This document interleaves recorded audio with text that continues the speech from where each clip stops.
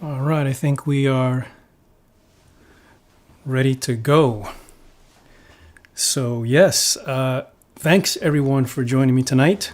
I know it was a bit of short notice. I didn't send out the announcement until yesterday, the email, but my schedule cleared up for this evening, so I figured I would do a webinar as I normally like to do every couple of weeks.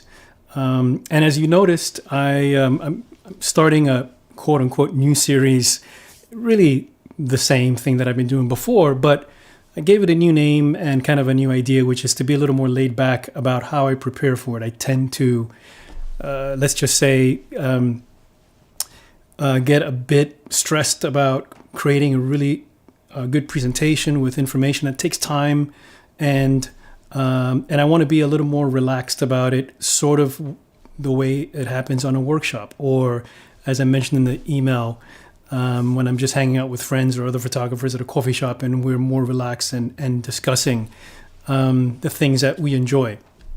So that's sort of the idea for this, and also to get you guys a little more, I would say, involved, so that you can ask more questions and we can get more interaction, which would be great. I mean, I really enjoy that part of it. So I want it to be more of a conversation if possible. That would be really good. And so again, feel free to ask questions whenever you like. And there are no dumb questions. We're all here to learn.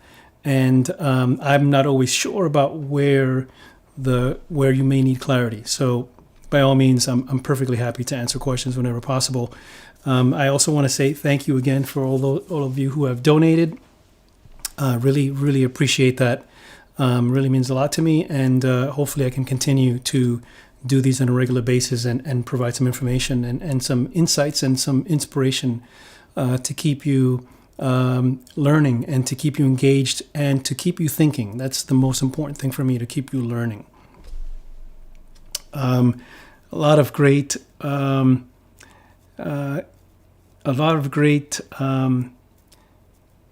greetings here from folks all over. Linda from Sherman, Connecticut. Hi, Linda. Hi, Jeffrey from Seattle. Rob from New Jersey. Ben from Manhattan. I saw somebody from Australia as normal. Yes, Helen from Melbourne. That's fantastic. Jim from Virginia. Oh, Louis from Sao Paulo, Brazil, I believe. Wow. Welcome, Louis. Ray from Westchester. As far as asking, hello, Stroud, and Steve from west of England, 12:30 a.m. Well, thanks, Steve, for staying up. Hopefully, I won't disappoint. Patrick asks, it's the right place to ask questions. I didn't mention that before. Sorry for all of you who are new here, or even if you aren't new, but maybe you're not clear. You'll notice that in your window there's a place where everyone is leaving comments, but there's another icon that has like a circle with, I believe it's a couple of heads there, and that's where you can ask questions. So please leave the questions in that area, because that's where we'll be looking for questions. It's a lot harder to scan in the chat section for questions. Okay, so let's get started. Before I get into Lightroom, which is really what I wanted to talk about today, in this sort of presentation, or shall I say in our cafe meeting, right? I had a couple of thoughts this morning on my hike. That's usually when I get most of my ideas and thoughts, when I go for hikes with my dog, and then all this stuff pops into my head. And I had some thoughts about creatively developing Lightroom around sort of the kinds of questions that I get from students, and sort a lot of the challenges that I see students having, which is first, understanding what all the tools do, obviously, and having a good sense of what tool to reach for when you're trying to achieve a certain thing in the image. And the second part of that is having a sense of what you want the image to look like, your vision for the image. And both of those things are critically important. And so one of the things that has helped me over many, many years, and I want to suggest to you that you think about, is maybe changing a little bit of your criteria for developing images, right? Most of us, myself included, we wait until we're really happy with a picture before we decide to spend some time developing or editing that image, right? We go through the images that we shoot on a particular outing, and then we rate them and we say, okay, I like these, I don't like those, and then I'm only going to work with the ones that I really like. And that's fine, but I had this idea that perhaps you should also include in the images that you're going to develop images that you can learn from, and that those may be images where you didn't quite achieve the vision that you had. You thought you were going to capture one thing and you didn't quite get what you thought you wanted to get. And yet those images are equally valuable. Of course, I'm not saying edit all your images, right? There are definitely those that don't work. But those where it's borderline, I think they're equally valuable to spend a little bit of time editing them for a couple of reasons. One, it gives you practice with more challenging images where it's not quite obvious what the image needs to make it, to get it to realize your vision with that image, right? You're not quite sure what it needs to get it to look more like what you thought it would look like. And so that's more challenging. It forces you to think, and it forces you to perhaps use the tools in Lightroom in a slightly different way than you normally would have, right? It, again, gets you out of your comfort zone. Second thing is that the more you do that, the more you make Lightroom more intuitive, right? You learn to use the tools better. You know what they do well and what they don't do well. And that makes them much more, it makes Lightroom more natural, so that it becomes more like from your mind, you go right to the tool and you're looking at the image versus getting stuck in the technical side of, oh, what does this tool do? Or what will it not do? What will the effects look like? So it makes the use of Lightroom more intuitive. And the third thing is that it encourages you, at least it should encourage you, to think more about your vision for that image. It's very easy when you have an image that really works and you say, yes, I got that, that's what I saw.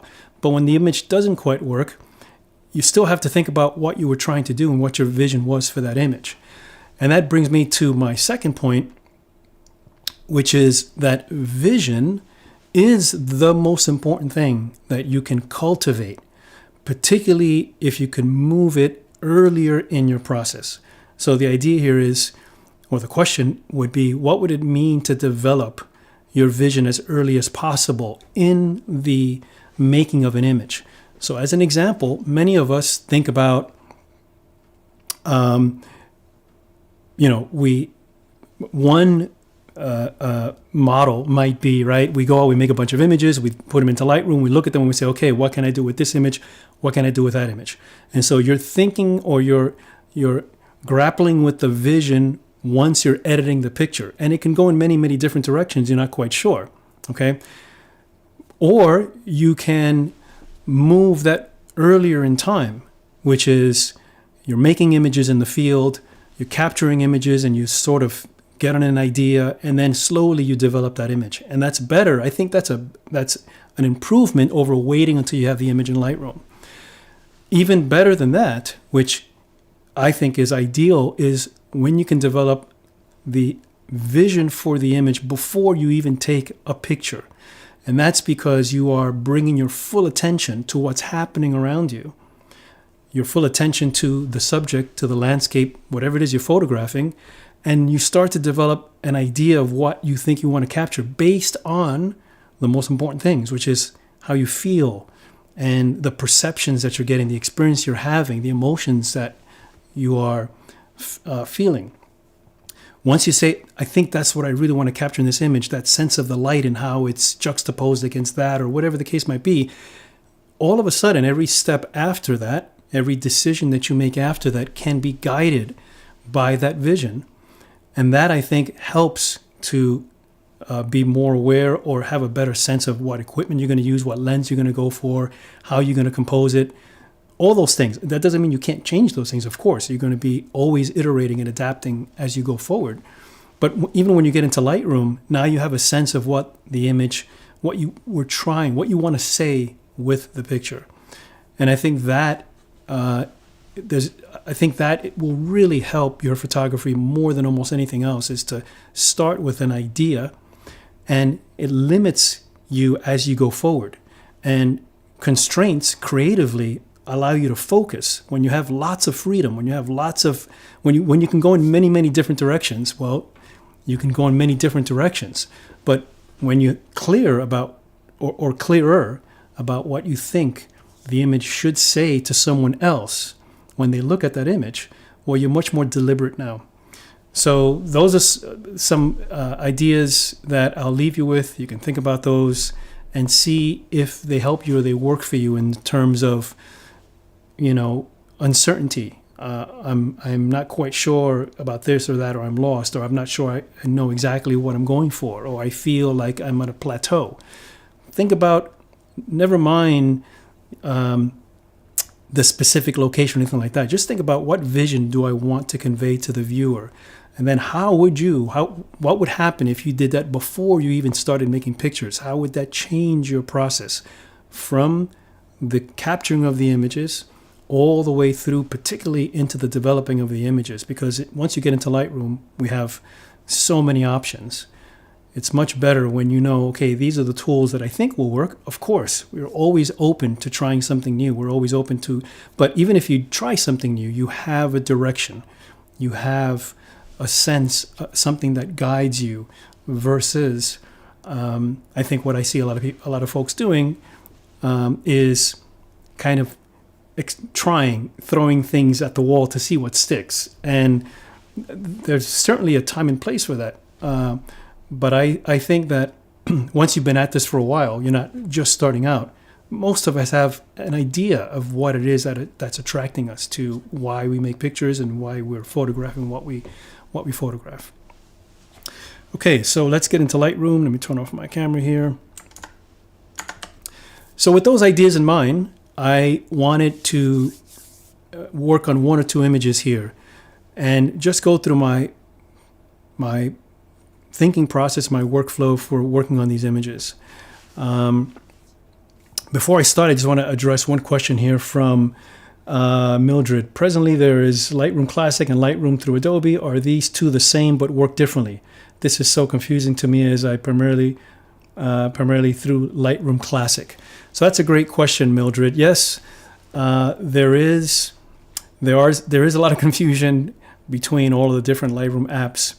Lightroom Classic and Lightroom essentially do the same thing. They're just aimed at a different audience, and Lightroom Classic has has more functionality than the normal Lightroom does. I would say if you're using Lightroom Classic, which is what I mostly use, then just keep using Lightroom Classic. There's no need to switch to Lightroom unless you have a good reason to. I will be addressing this question in the future. In a future webinar, I'm going to go through the whole mobile ecosystem, if you will, that Adobe has, and talk about how I'm using Lightroom Mobile. But I would say for now, stick with Lightroom Classic. It's simpler. It's also all the images are based on your hard drive, not in the cloud, so it keeps things a little simpler. And Patrick, risk of missing the here and now with such pre-visualization. That's also a great question, Patrick. And the here and now is part of the pre-visualization. So I'm saying that put this back on again. I'm saying that your conception of the vision happens in the moment.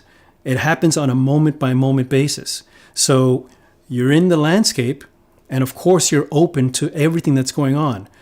But once you start to focus down your vision, and by vision I mean literally your vision, you're looking at a particular scene, and you're looking at the light and the shadow and the patterns, and you're seeing something that you think may work as an image.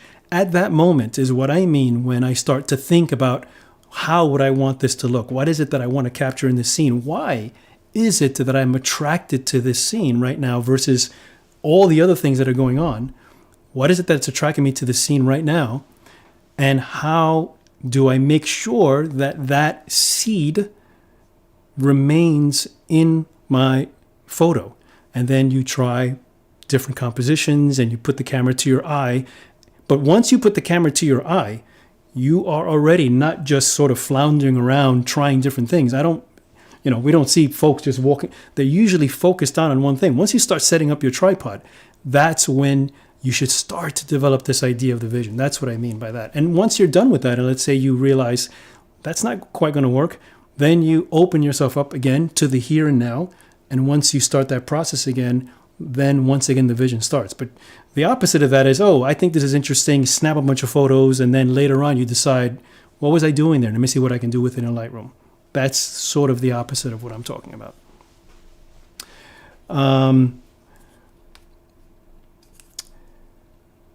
Angus, thank you for that comment. And what I do is shoot what I feel, what moves me, what catches my attention. Basically, shoot your feelings. Yeah, I mean, essentially, yes. We have to translate, though, our feelings, our emotions. At some point, we have to translate that into the language of photography. So it's just not good enough to say, I'm going to press the shutter button and capture my feelings.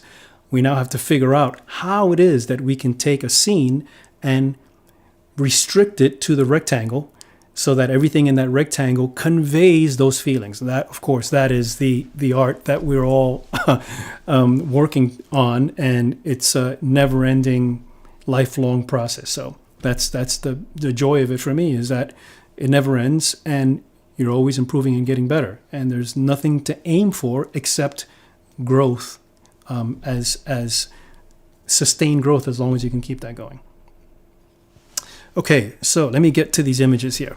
So I'm gonna, maybe we'll do one and maybe work on the other, but here's an image that I made a while back with this same sort of concept, where I know I had a specific vision in mind of what I wanted for this picture, and yet the raw file was challenging because it was a very high dynamic scene, didn't look anything like this at all.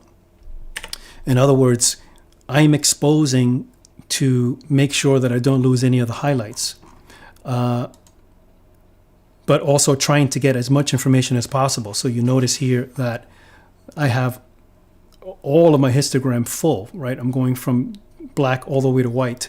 But of course, when we do that, when we fill the histogram, when we expose to the right, so to speak, our JPEG preview, the raw file, isn't going to look anything like what it should look like. Okay, just as a shortcut, the scene looks something more like that.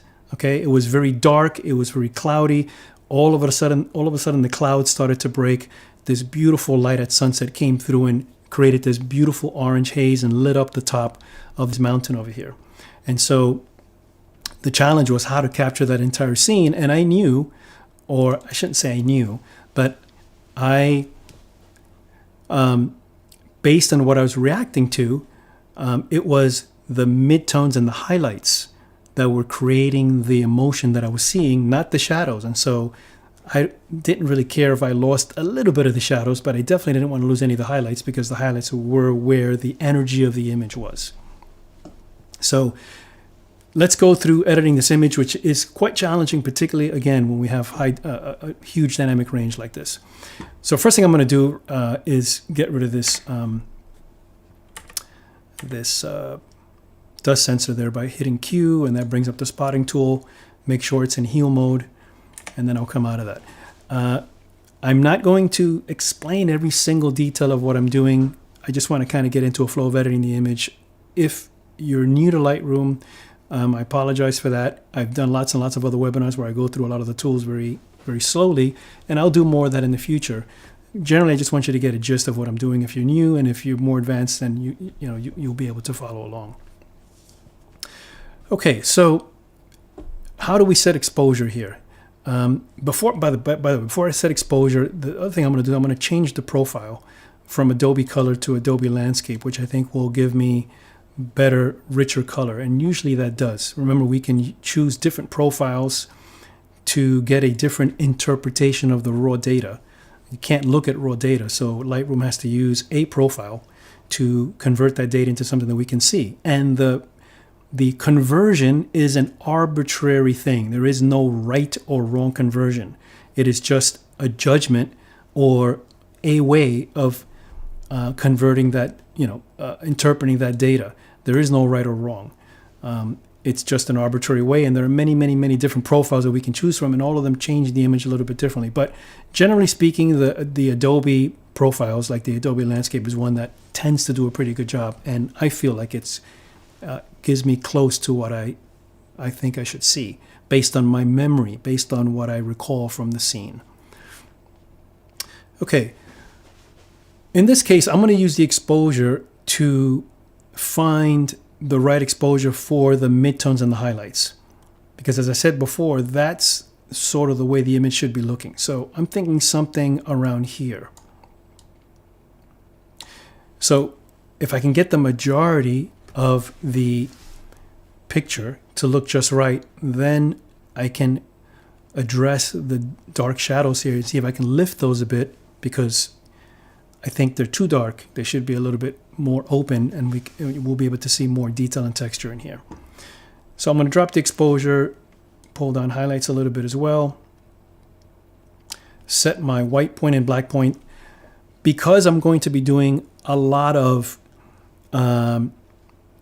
tonal adjustments to this image, the white and black point right now are going to be extremely tentative. Like, I'm going to set them now, but they're most likely going to change many times afterwards, because we're going to be adjusting things on a local level. So this is just to get us in the ballpark, so to speak.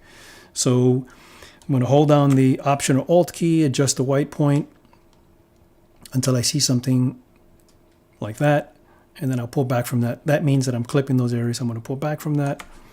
Hold down again the Option or Alt key. As I'm holding it down, I'm going to click and hold the black slider, pull that down, and you can see immediately I start to clip the shadows because they are dark.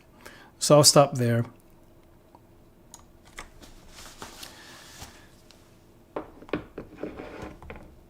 Okay, I'll open up some of the shadows here.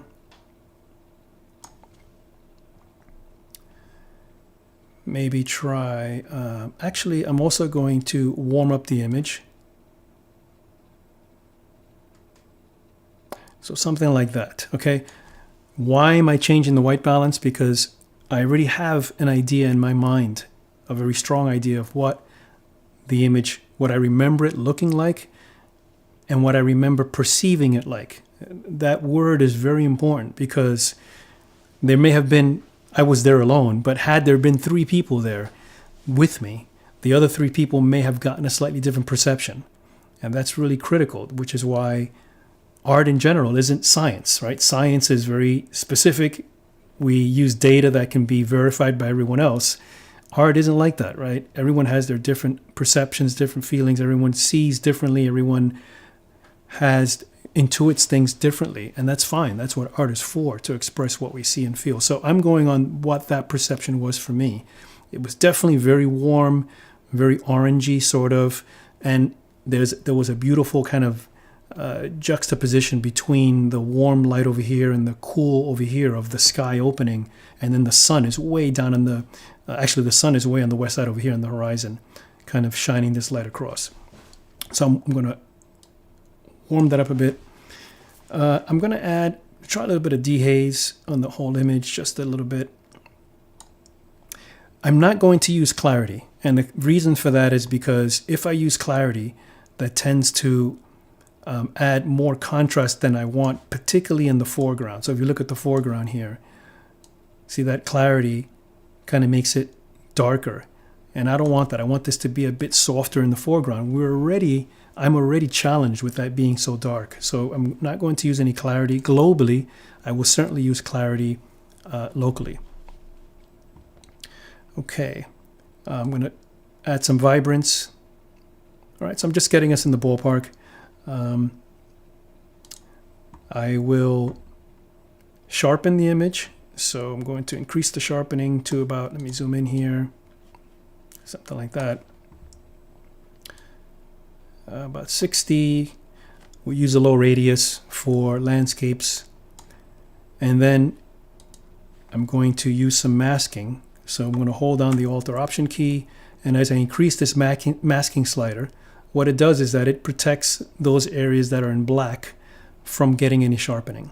And the reason why that's good is because, generally speaking, you only want to sharpen specific edges, and there are no edges in the sky, and there are no edges in the body of these mountains, just on the actual outlines, and particularly in the foreground here. So the masking adjustment in Lightroom makes your sharpening a lot more nuanced, if you will, more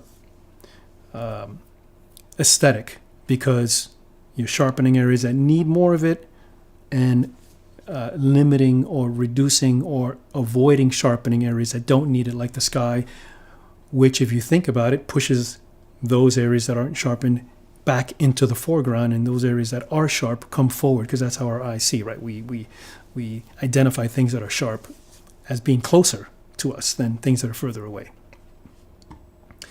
Okay, lens correction, no, I'm sorry, manual noise reduction. So here's an interesting thing that I'm going to show you now, which is that before I apply the noise reduction, Lightroom does have this new denoise feature, which is AI driven.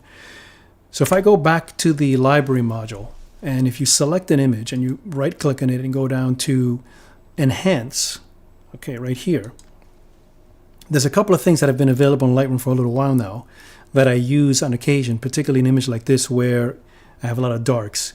One of them is denoise, which this is fairly new. This does a really, really nice job of denoising images with AI, which is some of the best I've seen in any, even using a lot of the popular plugins. So you'll see here that when I click on it, that's without the enhance, and I let go of my mouse, that's with the enhance, and you can see it takes out most, if not all, of the noise. But the other thing is that if I uncheck denoise, there's another thing here called raw details, and that is checked. And raw details is, I guess this little eye doesn't give you any more information, but it used to anyway.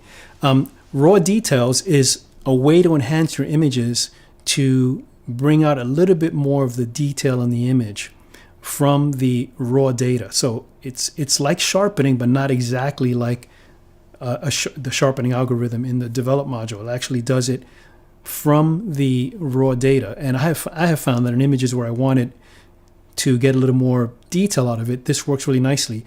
And then you can combine that with denoise. So if I click on denoise, you see that the raw details remains checked. It just grayed out now, so you can't uncheck it. And then this denoise is checked, and I can vary the amount from 0 to 100. I find that for me so far, in an image that isn't terribly, ridiculously noisy, 50 works fine. So I'm going to leave it at 50. I'm going to click on enhance, and this will roughly take, depending on your computer, anywhere from 30 seconds to a few minutes. For me here, it doesn't take all that long. It takes 30 seconds or so. If it takes a long time, then something is not working right. But you'll see when I'm finished here that it creates a second raw file, a physical raw file. So this is not a virtual copy. It's created a second raw file. So the original is here. That's the one we were working on. And then it created a second one with a DNG extension. And it copied over all of my settings and everything up to the point where we decided to make this enhanced version. But now I would continue to work in this enhanced version. Now, if I select both of these images and I hit C for compare, okay, if I zoom in, okay, you can see here this one has a little more detail than this one does. It just looks a little crisper, okay? You may not be able to see it that well over the live stream, but I can certainly see it here. It's not a dramatic amount, but enough to give it a little bit more, detail, I would say, okay? And then as far as the noise, you can see here that you can see noise all through here. And over here, the noise is literally gone. And yet, none of the details have been lost, okay? So this is another sort of quick shortcut that I use often. Well, I shouldn't say often. I use it on an image where I feel like it's worth creating an additional raw file, okay? So I'm going to continue with the enhanced version. And now what I'm going to do is, first I want to create a mask for the sky. So I'm going to click on the local adjustments here. masking, then click on sky, and that will automatically make a mask for me for the sky. And first thing I'm going to do is probably use a little dehaze. Then I'll use that clarity that I mentioned before. So now I'm using the clarity on the sky, which gives me a little more texture and depth to the clouds. I also want the sky to have a little more drama. I could do that in a few ways. I can use a little bit more clarity, but I don't want to use too much clarity. I need something a little more broad-based. So for that, I'm actually going to try the curve adjustment tool, and the curve adjustment tool is here. So I could add more contrast to the sky using just the straight up contrast slider up here. But the curve adjustment is a little more effective. And the reason for that is because, let me close this up here so we can have more room to look. The reason for that is because the contrast slider will increase the brights and decrease the darks. So it'll punch up the darks, it'll punch up the brights, and that gives you more contrast. Sometimes that isn't what we want if we want to punch up the darks, but we don't want to increase the highlights because the highlights may be already very bright. And so by using this curve adjustment tool, I can put a point here, and that point represents the highlights, okay? And by putting a point there, that locks that tonal range to that point, which means that if I come down into the more of the shadow area and put another point, let's say here, I can make the darks darker without affecting the brights. So I'm adding contrast, but adding contrast in a way that I'm only using the dark shadows to increase contrast while maintaining the position of the brights. In other words, I'm not pushing the brights higher and darkening the darks. I'm maintaining the brights where they are. I want to lock them where they are because I don't want to push them any higher because we're going to blow out our sky. But I can use the darks to get more contrast here. Another way of explaining that is, if you look at the point curve here, there are some presets here. One of the presets is medium contrast. Okay. Notice when I pick medium, let's exaggerate. Let's go with the strong contrast. Typically, a strong contrast curve is like an S curve, right? So it's increasing the brights and lowering the darks. And that's exactly what I don't want to do because my brights are already kind of at the limit. So by using a custom, I could always adjust this bright here and just pull it down. We can do that as well. Okay, well, not that. You got to be careful with that S curve. It tends to run away on you sometimes. But if I start over again, just set it to linear, and then I'm just going to put two manual points. One here where my highlights are roughly, make sure that doesn't move from the straight line, and then one down here and pull it down a little bit until I see what I like. All right, and you can see that does a nice job on the sky. So that's without it, and that's with it. Okay, so that's without it and with it, without it and with it. It doesn't make the sky brooding or like, super dramatic, but it gives it a little bit more density, which is what I'm looking for. Okay, the next step we need to do is, and I'm going to add a little more clarity to the sky as well. There we go. Okay, next thing I need to do is address the shadows. So I need to select basically this area here. There are a couple of layers here. There's the water, there's this foreground layer, and then the mountains. And this line here is where there's a big division between the foreground and the background and what I want to kind of brighten up. So I'm going to use another one of Lightroom's newer type mask features, which is the object. Click on object, and you can either use a brush mode or like a rectangular mode where you can surround something with a rectangle, but I'm just going to use the brush mode. And I'm going to start up here and just sort of select the edge of the area that I want. So basically this foreground here. and then basically everything else. So let me make this, oops. So that was a mistake because I didn't want to let go of the mouse. I wanted to finish the bottom of it, but I didn't get a chance to do that. So let me try that again. Create a new mask, object.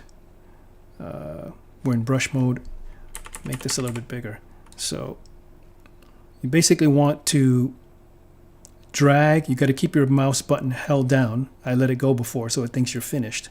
But you want to keep it held down over the area that, right now I'm going around the perimeter of the area that I want. And now I want to go back down here and get all this area here. And that's what I wanted to do before. I just let go of the mouse button, which made it think I was finished. Now we'll let go. And it does a fairly good job. It gives me a fairly good mask in most of the area that I wanted. Not so much over here, and not so much in the water, which is, in a sense, that's okay, because I'm really dealing with the shadows here. So this water is a little bit on the bright side, or it's brighter, so I don't really need to lift any shadows here. But I definitely wanted to get this area here as well. So with that mask selected, I'm just going to click on Add, and with a brush, I can just continue to add along this way.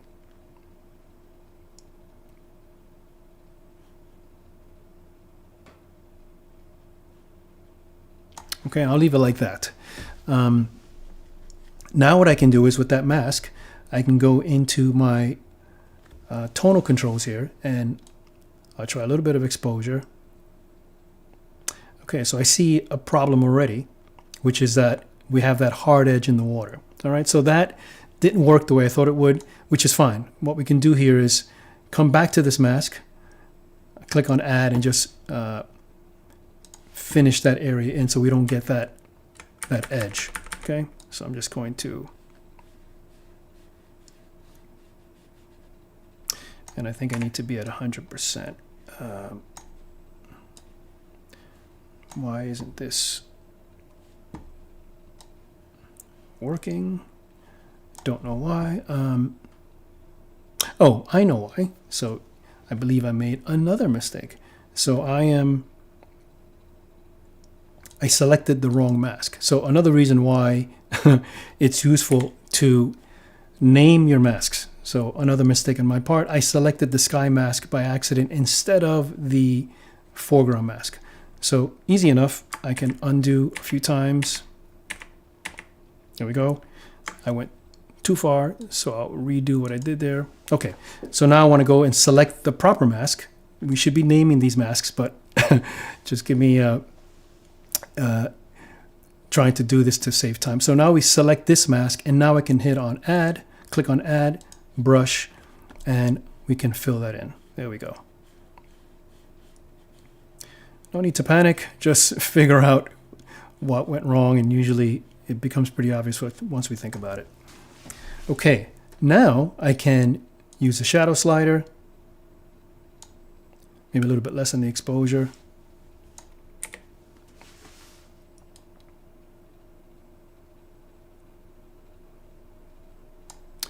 Okay, something like that. Now, what I immediately noticed that I don't like is there's a little halo that you can see at the top of my mask here. So the way to get rid of that pretty easily is with that same mask selected, I'm going to click on Subtract. I'm going to use a brush, and my brush should have a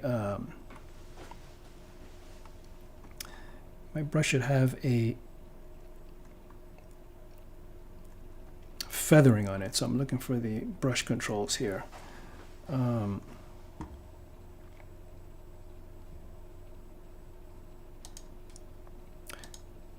There we go. Okay.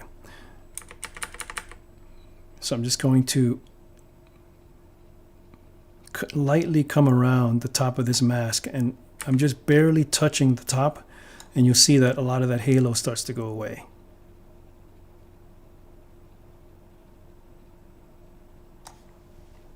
Okay, maybe a little bit over here as well.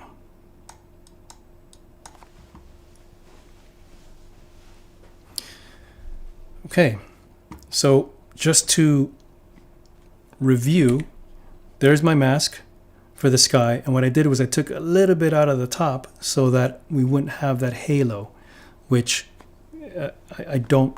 That's something that I notice very easily, and it bothers me. I think your adjustments should be as seamless as possible. Okay. All right, so let's see where we are. There's a before and our after. Our before is from when we created the enhanced version of the file, okay? It doesn't take us all the way back to the original. There's the after. Now, if you want to, here's a quick tip that I will share. This may be a bit confusing for some of you, but hopefully it won't be. Let's say that you wanted your before to be the original raw file. So the way you would do that is, I'm going to save the image where it is now, and I'm going to do that by creating a snapshot. I'll click on the plus sign, and I'll just call this now, okay, just for argument's sake. So that's where we are now, okay? Then I'm going to reset the image, okay? That's the image reset. The one thing that I had done before we started the webinar was I had just straightened it out. So let me just do that now because it was a bit lopsided. So I think it was 1.5. Okay, so that's the original before we did anything to it. Now there's a command in Lightroom, and you can find that in settings. And the command is copy after settings to before. And because we reset the image, Lightroom assumes that these are the after settings. In other words, I reset the image, so this is where we are now in terms of developing the image. And I want to copy this after setting to the before setting. So I'm going to select copy after settings to before. Now the before settings look like the image does now, which are the after settings. Okay, so notice if I hit the before and after key, nothing changes because we copied the after to the before. Fine. Now what I need to do is get back to where we were so that I don't lose all of my adjustments, and that's why I saved the snapshot at the beginning, or at the beginning before I decided to do this. So I'm going to go back to the snapshots and click on now. So now brings us to the after state, okay? And then when I click on the backslash key, which is the before and after key, there we have the before. Okay, so there's before and there's after. Okay, so I think a few more things I would like to do to this image before I'm done. One is I would like to do I recall there was a little more reflection in the water. Now, this could have been just my own sort of perception of it, what have you, but it seemed to be a little more reflective. And with subtlety, I think we can get a little more of that in. So I'm going to click on the local adjustments, create a new mask. I use a brush for this. And I'm just going to create a mask like so. Soft edge, very important that you use a soft edge, so just keep the feathering at 100, which gives you the softest edge on the brush. Okay, and then with this, I'm probably just going to do something very subtle, like a little bit of dehaze, and maybe a little bit of contrast.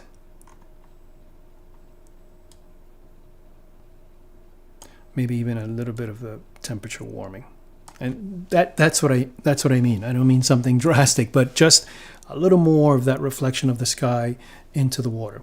Okay, I mentioned before. One other thing I also want to do is I mentioned earlier at the beginning that one of the other things that what I was particularly attracted to this image was of course that beautiful light streaming across the top of the mountain, but also that light wasn't always there. What I first saw was the sky opening in this area with that wonderful sort of blues appearing from the gray, and then the sun came after, and it's that that combination or that contrast between the warmth of the light and the coolness of the blue that really attracted me. So I'm going to go down to, in the basic adjustments here, I'm going to go down to color mixer and maybe pull down on the blue luminosity slider. And you see what that does is that makes our blues a little bit richer. So that's too much, but something like that. Maybe a tiny bit of saturation on that. Okay. And again, so there's our before, there's our after. Well, that's completely before and after, but if I want to just show what I did with this, every panel, every basic panel has a little eye icon here. And if you click on that eye icon, now it used to be that, and there may be a way to bring back the, there used to be like a little switch here that you could, and they changed it to this little eye icon. And I think there's a way to get the switch back, but I don't recall right now. So you have to click and hold down that eye icon. So there's before and there's after. So before and after. So it adds a little bit of richer blue in the sky there. In fact, I'm going to boost that a little bit more and go back to luminosity and pull that down even a little bit more. So again, there's before and there's after. And now I feel like I went too far, so I'll pull back on the saturation. Finally, I'm going to go back up to the basic panel and readjust my global settings. So I'm going to look at the whites again. Set those there. See that I was able to go a little bit higher with that now. Maybe a little bit lower. I don't want to go too high with that because I don't want this area of the sky here to get too blown out. Blacks. Notice that I can go a little bit lower with the blacks now because we lifted the shadows in the foreground. So something like that. I'll increase a little bit of the texture.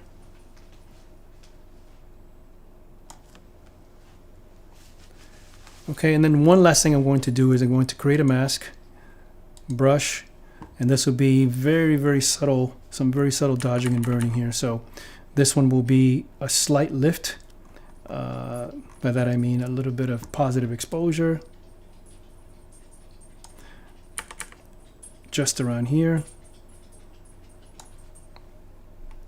Just to continue that light across the mountain on this side. And maybe in this whole area here to lift that a little bit so that there's a nicer sort of transition between these really dark areas here, then a little bit bright, and then finally we get to the light on the mountain there, and then we transition into blue. It's this, again, it's this nice contrast between blue, cool and warm that I particularly like. Don't really need to do anything here. Like, that's really just a nice big shape. I lifted this a little bit just so that it wasn't black, but this is not what the image is about. We could certainly go in here and show a lot more detail in these grasses in the foreground, but that's not what the picture's about. That's not what I was looking at. That was the foundation for what was going on top. Okay, so don't want to do anything there. I am going to create one more mask, and this will be burning. So this will be a negative exposure, maybe 30. And I think maybe a little bit in here like that. That's too much. So I'm going to undo. I'm going to lower the, oops, sorry, my mistake.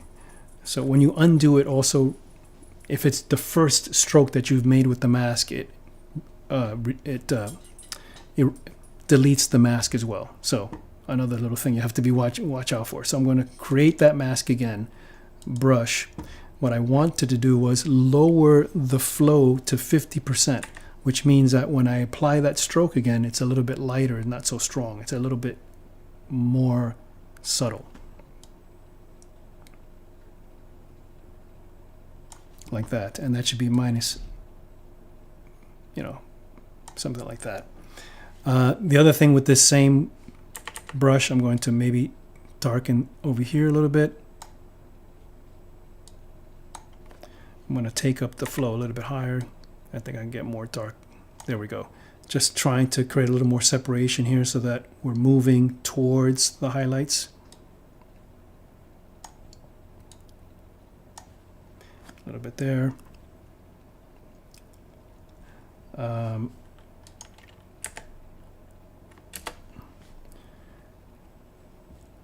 And I think one more little adjustment, which is way up here.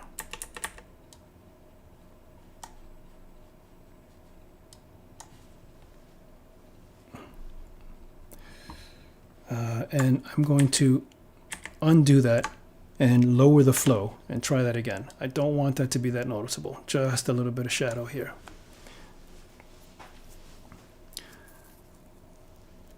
Okay, so that is that mask there, and that's my darkening mask. Notice over here, I'm not really, you could go and clean this up. I don't really care about that because I'm looking at the picture, right? I'm looking at the scene. I don't notice that darkening there. So the mask, where the mask is not what will affect me. It's what I see in the picture. Always go with what you see and what you respond to. All right, so let's see if I close this out here now. There's the before and there's the after. For me, I'm pretty happy with the way it looks, and my process would be to let it be, sit with it for a while. By a while, I mean, unless I'm absolutely sure, which I really am, I come back to it in a couple of days, come back to it in a week, even better, make a print of it, and then see what my response is to the print. Okay, something like this, I would probably print, for those of you who print, I would probably print this on the highest D-Max matte paper I could get my hands on. Okay, so listen to that carefully.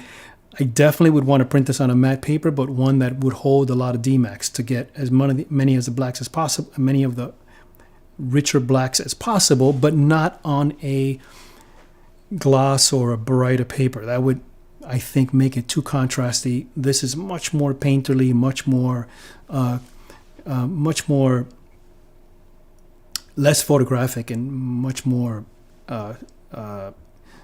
symbolic to me. So something like Canson's Barita Photographique matte paper would be perfect for this. In fact, I'm almost sure I've printed this on that paper. So, all right, so I think that's about it. I don't think we have enough time to get into the other picture, but that's fine. Hopefully that was something that you found useful and interesting.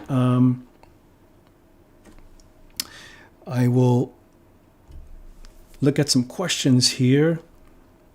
Hudson River School of Painting. Well, that's the aspiration anyway, but thank you for that. Angus says, I've also found that Adobe Landscape works better on cloudy days and Adobe Color better on sunny days. Yeah, I mean, if that works for you, that's great. I would say, keep yourself open, right? Like, you never know what's going to work with what. It's quite often that a particular profile, or for that matter, you could say this about anything, right? A particular lens is going to work for this particular scene, or this thing is going to work for that situation. And we do need those kinds of shortcuts for sure. But always stay open, because you may discover something for a profile that works better than what you expected. So, is it better? Helen is asking, is it better to use this new noise reduction step through the developing stage rather than at the beginning, or vice versa? It doesn't really matter when you do it. I did it when I did it because, quite honestly, I had forgotten that I was going to use that. And when I came across it, I said, oh, let me show this. But it doesn't really matter when you do it. I would also say that you don't have to do this with every one of your images. In fact, you wouldn't want to do that. As I said, this creates an additional physical raw file on your hard drive. So I only do this step when I have an image that has a lot of noise, where noise is a huge problem, and then I don't mind creating another raw file. For, I don't know, a great majority of the pictures I make, and I'm going to guess the pictures that you make, you can use the noise reduction adjustments in Lightroom in the noise reduction panel, and it'll work just fine. Okay, so this is from a 10-year-old camera, and the ISO is 400. So on my 10-year-old, maybe 12-year-old camera at ISO 400, I'm going to have a bit of noise, especially when we have these dark areas. All right. Well, thanks, Angus. Appreciate that feedback.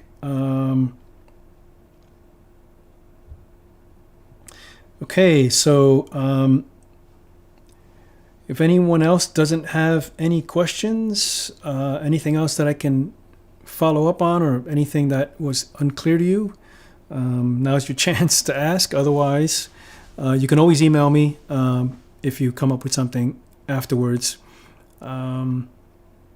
Yeah, hopefully I can keep doing these. I'll come up with other ideas. Please, if you have ideas, anything you'd like to see me talk about or cover, feel free to send it to me. As I said, in the coffee shop, we can pretty much talk about anything. One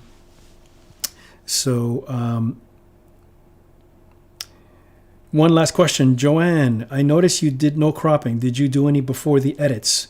Some of the sky. No crops here as far as I'm aware. All I did was adjust the